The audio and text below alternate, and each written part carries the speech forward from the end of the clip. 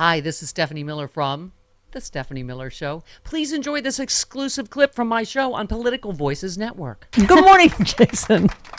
Good morning. Good morning. Thank you for reminding me of the hot 2 days I spent last week in Milwaukee and Georgia. I've been trying to shower to get it off. Does the stupid come off with a shower? Or Well, she was somebody that definitely had gone down like the QAnon rabbit hole. But she was a very nice woman. She really was very, very, very cheerful, and I think she just like had the wrong algorithm that was feeding her YouTube videos and kind of went down that rabbit hole in 2020 during COVID. So well, you talked well, first of all, I want to say I'm a huge fan. I got to be on Ayman Mohideen with you last weekend, and I felt so bad with the delay that I stepped on your last thing, and so I want to know what you wanted to say. I think you were enveloped in bergamentum. You were after the debate. Yes. Yeah, I was saying I was excited to hear what Doug Burgum had to say, but that was just a joke. I just wanted that to be said for the first and last time on national television, because I don't think anybody was really excited to see what he had to say. Somebody should have said like pick or like watch your left side, because he ended up like tearing his Achilles playing basketball right before, right? Maybe he was just there to make Ron DeSantis look less awkward, because he was just... Yeah, I don't know. Ron DeSantis. See, watching the debate, it was like I went in with one question, which was like, is Ron DeSantis a human being? And at the end of it, I had more questions than answers, because he really seemed like an alien who was like studying human life and trying to emulate it. So I don't know. Have you seen the close-up an awkward scene of him trying to form a smile? And just we don't know if the Yeah. lithium battery was fading or something. It wasn't quite, or he hadn't. The aliens hadn't finished teaching him how humans smile or something. Right. It's like in Men in Black when he's like, oh, sugar water, like trying to like put his face in the right position, like a smile. It was definitely. I want to know the alien who's like, pulling the strings for him, doing the Pinocchio there, because he's not doing a great job. If this is like the Simpsons where they're trying to like take over the Earth, they should have picked a different candidate, or at least they should have emulated or studied our life a little bit longer. Yeah, a little better. Yeah. So, Jason, you're a comedian, easy on the eyes, let me just say. Very thank you so much. TV friendly. But so you're famous for the good liars. So where did that come from? So this is like, because other people have done it, but it's just the way you guys talk to these Trumpers. It's just it was interesting what you said about, this was a nice lady, she was cheerful. Like, you are somehow respectful and have a person-to-person conversation with them, even though they're saying the most insane things in the world. Tell us where the idea came from and what you guys do. Well, it's interesting because we started off, we're both comedians in New York City, and like the sketch comedy and an improv scene here in New York. And in 2011, we decided we would go film a sketch at Occupy Wall Street, where we were going to pretend to be investment bankers and kind of like stick it to the 1%. And we created something called the Occupy Wall Street movement, where we, went down there and we had the signs that were like 1%, we're proud. We said ridiculous things like, you guys keep doing this, we're going to have to sell our fifth home, stop protesting. And we thought we were just, we were filming a sketch, but people thought it was real. And the actual investment bankers came and joined our protest. Oh my God! As we were basically making fun of them to their face, and it was at that point that DeVram and I were like, "Oh, we've got something here. We can do this." We both, I don't know if it's a lack of shame or what, but we that kind of turned into going and pranking various corporations or politicians. Like in 2016, we filmed a movie called Undecided, where we pranked basically everyone, Democrat, Republican, you name it, in the 2016 field. So that's where it started. And now, like, since Trump, it's gone where we're more on the road and we're talking to some of these people who are going into the rallies. But we're still doing some pranks with the politicians. DeVram just talked to Don Jr. the other day at the debate. So. Oh, wow. Oh, how'd that go? Because was he still whining about not getting in the spin room? Well, he walked right in, and DeVram asked him about the 2020 election. He was like, "What happened to the 2020 election?" And he was like, "Who won it?" And he was like, "Oh, my father, Donald Trump won it."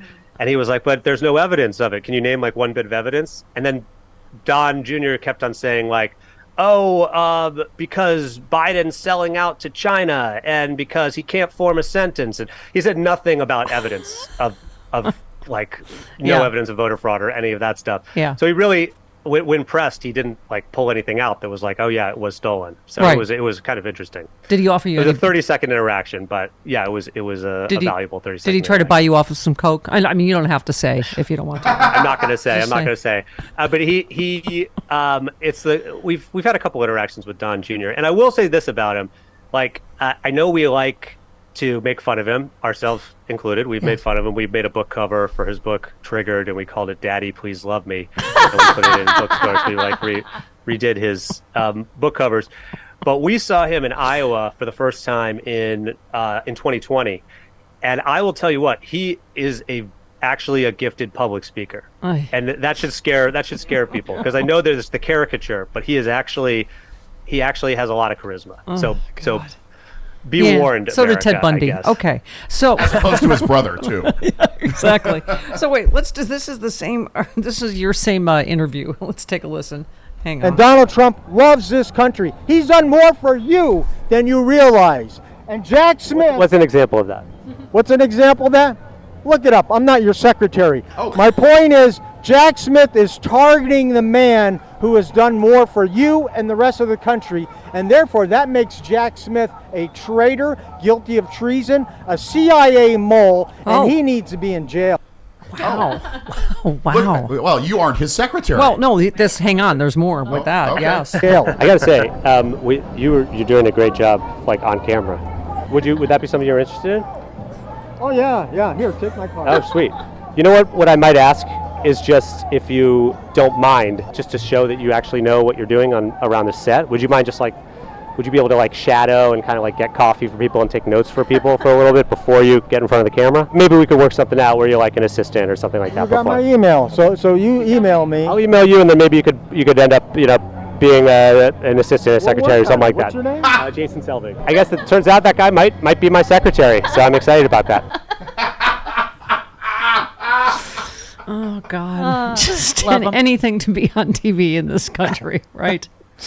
He's here right now. He's getting you coffee. Yeah. Thank you. I appreciate it. Thank you. What I mean, because a lot of this is funny. We laugh at it. I mean, there's been a lot of these interviews with Trumpers that believe all kinds of insane things, and it's funny, but it's not when you think like, is this a large percentage of our population that has gone completely insane, or what do you think? Is it a very tiny lunatic fringe? It's hard to tell, isn't it?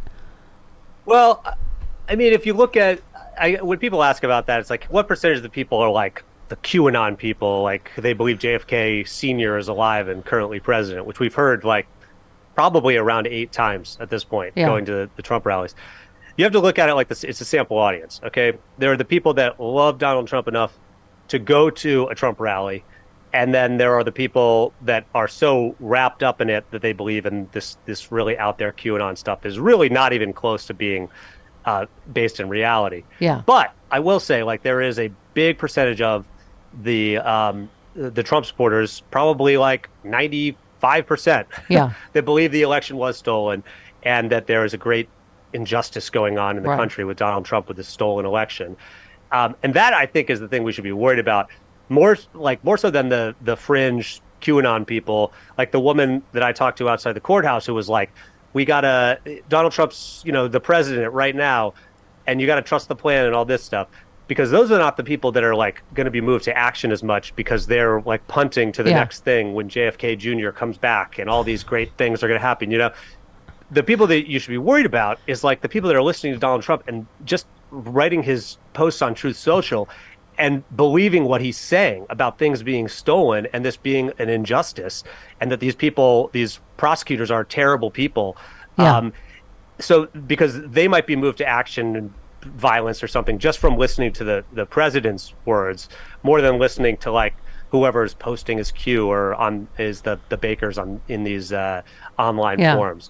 That's what I'm worried about. I'm more worried about the country being in a place where we don't have a shared sense of reality on basic things, and that the on trust in facts. Institutions is totally gone. On It's facts, it's like you totally were saying, the stolen election is based on absolutely nothing. No evidence of any kind. There's no shared set of facts at all, which is what's, I think you saw that polling about, percentage of these hardcore Trumpers believe him more than their family or friends or pastors. I mean, the biggest documented liar in our history, right?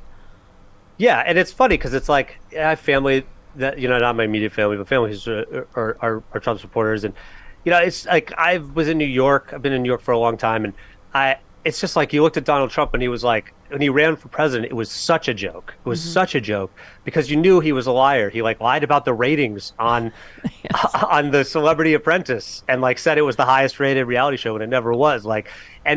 Or maybe it was one season. I don't want to be caught in a lie here, but he lies about everything big and small. So to believe everything that he says is truth is just really, really out there. Really out there. Speaking of the lunatic stuff, I think we joked about this on Amen, is that what you refer to, the people that think JFK Jr. is alive and also are kind of getting on the Robert Kennedy anti-vaxxer train.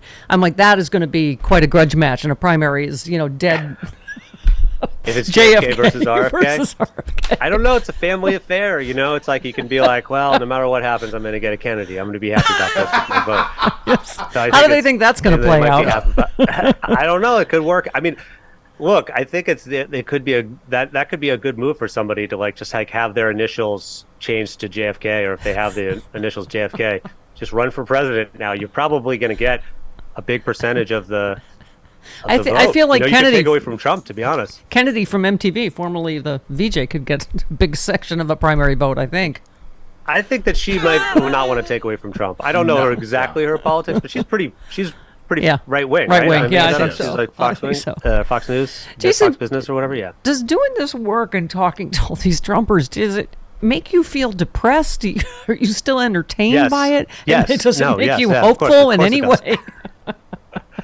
No, it's a grueling thing. It's been going on, part of it is we're like we've done it for a while, but it's like, I mean, it's a lot to go to these places. You hear the same things and nothing changes, the ideas have not changed. Even some of the conspiracy theories haven't evolved enough that much either. It's still JFK Jr. and all this stuff, thinking that he's going to come back or Kennedy is currently president.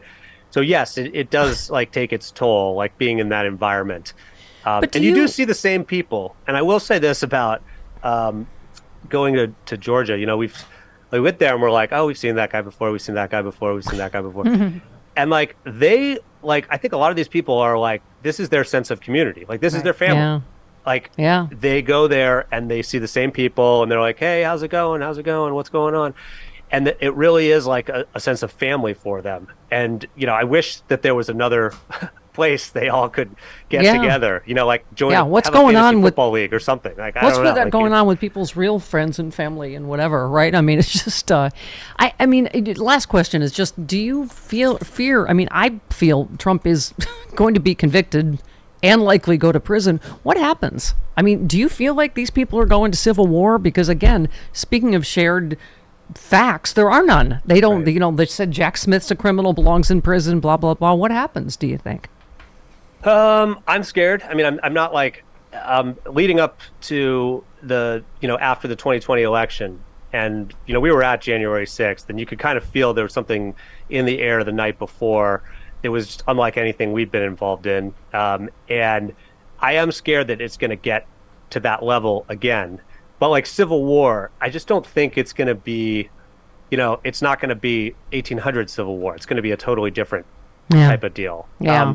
And that's kind of what scares me more is you don't know how it's going to go. You don't know how that would look and which institutions are going to survive. But I'm more worried about Trump, potentially winning from prison. Don't even.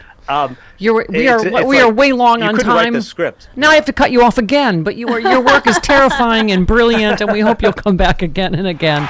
The Good Liars, Jason Selvig, thanks so much for your time. We appreciate it.